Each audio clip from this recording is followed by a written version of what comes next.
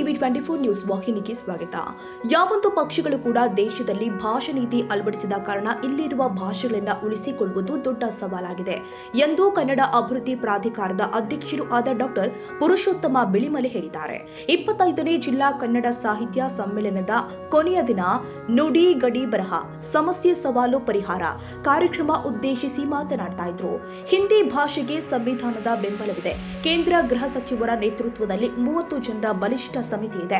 ವರ್ಷಕ್ಕೊಮ್ಮೆ ನಡೆಯುವ ಸಭೆಯಲ್ಲಿ ಈ ಸಮಿತಿ ಕೈಗೊಂಡ ತೀರ್ಮಾನ ನೇರವಾಗಿ ರಾಷ್ಟ್ರಪತಿಗಳ ಕೈ ಸೇರಿ ಅವರ ಹಸ್ತಾಕ್ಷರದೊಂದಿಗೆ ನೇರವಾಗಿ ಅನುಷ್ಠಾನವಾಗುತ್ತೆ. ಆದರೆ ಕನ್ನಡ ಸಹಿತ ಬೇರೆ ಭಾಷೆಗಳಿಗೆ ಇಂತಹ ಸಮಿತಿ ಇಲ್ಲ. ಈ ಕಾರಣದಿಂದ ಹಿಂದಿ ಬೆಳೀತಾಲೆ ಹೋದ್ರೆ ಬೇರೆ ಭಾಷೆಗಳು ನಶಿಸಿ ಹೋಗುವ ಭೀತಿ ಎದುರಾಗಿದೆ. ಈ ಕಾರಣದಿಂದ ಬಲಿಷ್ಠ ಭಾಷಾ ನೀತಿ ದೇಶದಲ್ಲಿ ಜಾರಿ ಆಗಲೇಬೇಕಾಗಿದೆ. ಆಗ ಮಾತ್ರ ಕನ್ನಡ ಸಹಿತ ಇತರ ಭಾಷೆಗಳು ಬೆಳೆಯಬಲ್ಲವು, ಉಳಿಯಬಲ್ಲವು. ಇಲ್ಲದಿದ್ರೆ ಪ್ರತಿ ಸಭೆಯಲ್ಲಿ ಸಮ್ಮೇಳನದಲ್ಲಿ ನಾವುಗಳು ಭಾಷೆಗಳ ಉಳಿವಿಗೆ ಗೋಗರಿತಾಲೆ ಇರಬೇಕಾಗಿದೆ. ಆ ನಿಟ್ಟಿನಲ್ಲಿ 1550 ಪುಟಗಳ ಬಲಿಷ್ಠ ಭಾಷಾ ನೀತಿಯನ್ನ ರಾಜ್ಯ ಸರ್ಕಾರಕ್ಕೆ ಸಲ್ಲಿಕೆ ಮಾಡಿ 9 ತಿಂಗಳುಗಳ ಕಳೆದಿದೆ. ಈ ಭಾಷಾ ನೀತಿಯನ್ನ ಸರ್ಕಾರ ಯಥಾವತ್ತಾಗಿ ಅಳವಡಿಸಿಕೊಂಡ್ರೆ ಕನ್ನಡ ಭಾಷೆಯ 90% ಸಮಸ್ಯೆ ನಿವಾರಣೆ ಆಗುತ್ತೆ ಎಂದಿದ್ದಾರೆ. ಇನ್ಯಾವುದೋ ಒಂದು ಸಂಸ್ಕೃತಿ ಮಂತ್ರಿ ಆದ್ರೆ ಈಗ ಹೇಳೋದಕ್ಕಿಂತ ಜಾಸ್ತಿ ಮಾಡೋದಕ್ಕೆ ಸಾಧ್ಯ. ನಮಗೆಲ್ಲ ನಮ್ದೇ ಲಿಮಿಟೇಷನ್ಸ್ ಇದೆ. ಅದರ ನಡುವೆ ನಮಗೆ ಎಷ್ಟು ಗರಿಷ್ಠ ಮಾಡಲಿಕ್ಕೆ ಸಾಧ್ಯವೋ ಅದನ್ನು ನಾವು ಖಂಡಿತವಾಗಲೂ ಪ್ರಾಮಾಣಿಕವಾಗಿ ಮಾಡ್ತೇವೆ. ಮತ್ತು ನೀವು ಏನು ಹೇಳಿದ್ದೀರಿ ಇಲ್ಲಿ ವೇದಿಕೆ ಮೇಲೆ ಮಾತ್ರ ಅಲ್ಲ, ನಾವು ಪುಸ್ತಕದ ಅಂಗಡಿಗಳಲ್ಲಿ ಹೋದಾಗ ವಿಚಾರ ಬಂತು, ಗೆಸ್ಟ್ ಹೌಸಲ್ಲಿ ವಿಚಾರಗಳು ಬಂತು, ಆಚೆ ಈಚೆ ಹೋಗುವ ಇದೆಲ್ಲ ನಮ್ಮ ತಲೆಯಲ್ಲಿದೆ. ನಾನು, ಮುಕುಂದರಾಜ್ ಮತ್ತು ಸೋಮಣ್ಣನವರು ಆಗಾಗ ವಿಧಾನಸಭೆಯಲ್ಲಿ ಅಲ್ಲಿ ಇಲ್ಲಿ ಭೇಟಿ ಮಾಡ್ತಾ ಇರ್ತೀವಿ. ಖಂಡಿತವಾಗಲೂ ಉತ್ತರ ಕನ್ನಡದ ಪರವಾಗಿ ಮಾತನಾಡೋದಕ್ಕೆ ನಮಗೆ ಯಾವ ಸಂಕೋಚವೂ ಕೂಡ ಇಲ್ಲ. ಯಾಕೆಂತಂದ್ರೆ ಈ ಜಿಲ್ಲೆಯ ಬಗ್ಗೆ ನಮಗೆ ಗೊತ್ತಿದೆ. ಗೌರೀಶ್ ಕಾಯ್ಕಿಣಿಯವರು ನನ್ನ ಪರಿಚಯದವರು, ಅವರಿದ್ದಾಗ ಅವರ ಮನೆಗೆ ಬರ್ತಾ ಇದ್ದೆ. ಯಶವಂತ ಚಿತ್ತಾಲರು ಈ ನಾಡು, ಈ ಊರು ಕೊಟ್ಟ ಬಹಳ, ಅಥವಾ ಈ ಜಿಲ್ಲೆ ಕೊಟ್ಟ ಬಹಳ ದೊಡ್ಡ ಬರಹಗಾರ, ಬಾಂಬೆಯಲ್ಲಿ ಅವರ ಮನೆಗೆ ನಾನು ಹೋಗ್ತಿದ್ದೆ. ಜಯಂತ ಆಗ ಈಗ ಎಲ್ಲ ನಾವು ಫೋನಲ್ಲಿ ಮಾತಾಡ್ಕೊಂಡಿರುವಂತ ಒಬ್ಬ ಲೇಖಕ. ವಿಷ್ಣು ನಾಯ್ಕ್ ಎಂಥ ದೊಡ್ಡ ಒಬ್ಬ ಸಂಘಟಕ ಎಂಬುದನ್ನು ಅವರು ಪ್ರಾಧಿಕಾರದ ಮೆಂಬರ್ ಆಗಿದ್ದಾಗ ಡೆಲ್ಲಿಯಲ್ಲಿ ಕೂಡ ಕಾರ್ಯಕ್ರಮ ಮಾಡಿದ್ರು. ಆರ್ ವಿ ಭಂಡಾರಿಯವರು ನಮಗೆ ಗುರುಗಳು. ಆದರೆ ಕಾರಣಾಂತರದಿಂದ ಅವರು ನನ್ನ ಶಿಷ್ಯರು ಕೂಡ. ನನ್ನ ಅಂಡರ್ಲಿ PhD ಮಾಡಿದ್ರು ಅವರು. ಹೆಂಗೆ ಏನು ಅಂತ ಆಮೇಲೆ ಹೇಳ್ತೀನಿ ನಾನು.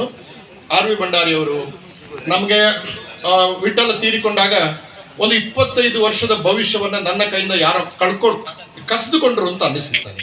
ವಿಠಲ ತೀರಿಕೊಂಡಾಗ 25 ವರ್ಷದ ಭವಿಷ್ಯ ಯಾರೋ ಕಸಿದುಕೊಂಡ್ರು ಅಂತ. ಬಹಳ ಕ್ರೂಯಲ್ ಆದ ಒಂದು ಡೆತ್. ಏನೇ ಇರಲಿ, ಸಾಹಿತ್ಯ ಸಮ್ಮೇಳನ ಕೂಡ ಬಂದಿದೆ. NR ನಾಯಕರು, ಶಾಂತಿ ನಾಯಕರು, ಸೈಯದ್ ಜಮೀರುಲ್ಲಾ ಶರೀಫ್ ಅವರು ಅಧ್ಯಕ್ಷ ಆಗಿದ್ದಾಗ ನಾನು ಯಲ್ಲಾಪುರಕ್ಕೆ ಬಂದಿದ್ದೆ. ಹಾಗೆ ನಮ್ಮ ಸಂಬಂಧ ಉತ್ತರ ಕನ್ನಡ ಜೊತೆಗೆ ಬಹಳ ದೀರ್ಘವಾಗಿದೆ, ಬೇರೆ ಬೇರೆ ಕಾರಣಗಳಿಗೆ. ಆದ್ದರಿಂದ ನೀವೇನು ಹೇಳಿದಿರಿ ಅದನ್ನ ನಾವು ಒಂದು ಆಶ್ವಾಸನೆ ತರ ಕೊಡುವುದಕ್ಕೆ ನಾವು ರಾಜಕಾರಣಿಗಳು ಅಲ್ಲ. ನಾವು ರಾಜಕಾರಣಿಗಳು ನಮ್ಮನ್ನು ನೇಮಕ ಮಾಡಿದ್ದಾರೆ. ಆದರೆ ನಾವು ಸ್ವಾಯತ್ತವಾಗಿ ನಮ್ಮ ಏರಿಯಾದಲ್ಲಿ ಕೆಲಸ ಮಾಡ್ತಾ ಇರ್ತೀವಿ. ಆದರೆ ಖಂಡಿತವಾಗಲೂ ನಿಮ್ಮ ಭಾವನೆಗಳನ್ನ ನಾವು ವಿಧಾನಸೌಧಕ್ಕೆ ತೆಗೆದುಕೊಂಡು ಹೋಗಿ ಕೆಲಸವನ್ನ ಪ್ರಾಮಾಣಿಕವಾಗಿ ಯಾವ ಸಂಕೋಚ ಇಲ್ಲದೆ ಮಾಡ್ತೇವೆ. ಇದು ನಾನು ಹೇಳಬೇಕಾದ ಒಂದು. ಎರಡನೇದು, ಭಾಷೆಯ ಬಗ್ಗೆ ಇದು ಸಾಹಿತ್ಯ ಸಮ್ಮೇಳನ ಆದ್ದರಿಂದ ಒಪ್ಪಿಕೊಂಡಿದೆ.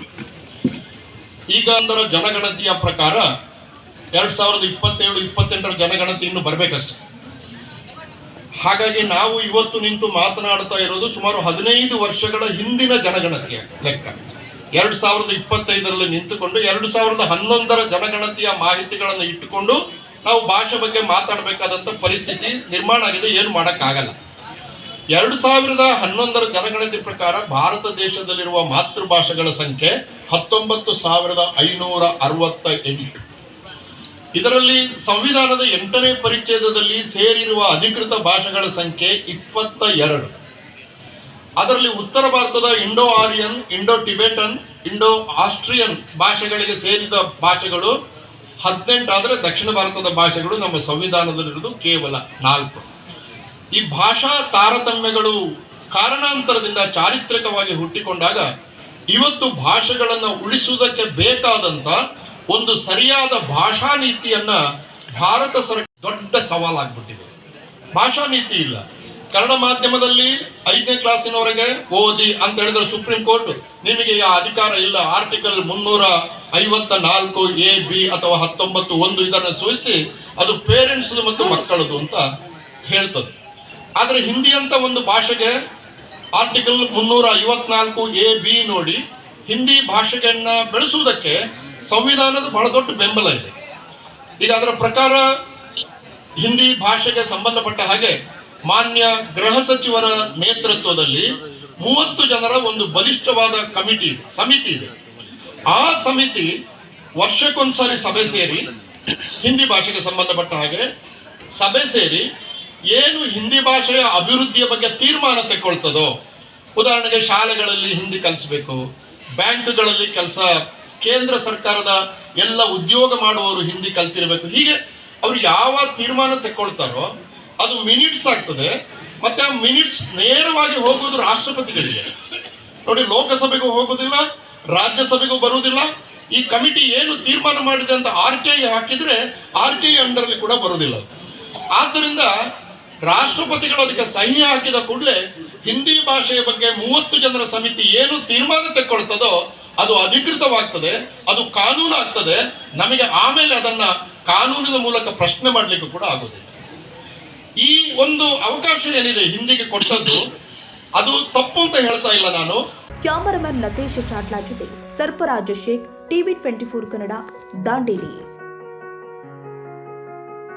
ಕನ್ನಡಿಗರ ಮೆಚ್ಚಿನ ನಿಮ್ಮ TV 24 ಕನ್ನಡ ನ್ಯೂಸ್ ವಾಹಿನಿ ಇದೀಗ ಟಿವಿಯಲ್ಲಿ ಲಭ್ಯ. ಕರ್ನಾಟಕ ಮತ್ತು ದೇಶ ವಿದೇಶದ 360 ಡಿಗ್ರಿ ಸುದ್ದಿ ಹಾಗೂ ಉತ್ತರ ಕರ್ನಾಟಕ, ಬೆಳಗಾವಿ, ಬಾಗಲಕೋಟೆ, ಧಾರವಾಡ, ಹಾವೇರಿ, ಗದಗ, ಬಿಜಾಪುರ ಜಿಲ್ಲೆಯ ಕ್ಷಣ ಕ್ಷಣದ ವಿವರವನ್ನ ಪಡೆಯುವುದಕ್ಕೆ TV 24 ಕನ್ನಡ ನ್ಯೂಸ್ ವಾಹಿನಿಯನ್ನ ಲೈಕ್ ಮಾಡಿ, ವಿಡಿಯೋಗಳನ್ನ ಶೇರ್ ಮಾಡಿ, ಕಮೆಂಟ್ ಮಾಡುವ ಮೂಲಕ ನಮ್ಮ ವಾಹಿನಿಗೆ ಸಹಕಾರ ನೀಡಿ ಮತ್ತು ಚಾನೆಲ್ ಅನ್ನ ಸಬ್ಸ್ಕ್ರೈಬ್ ಮಾಡಿ. Thank you.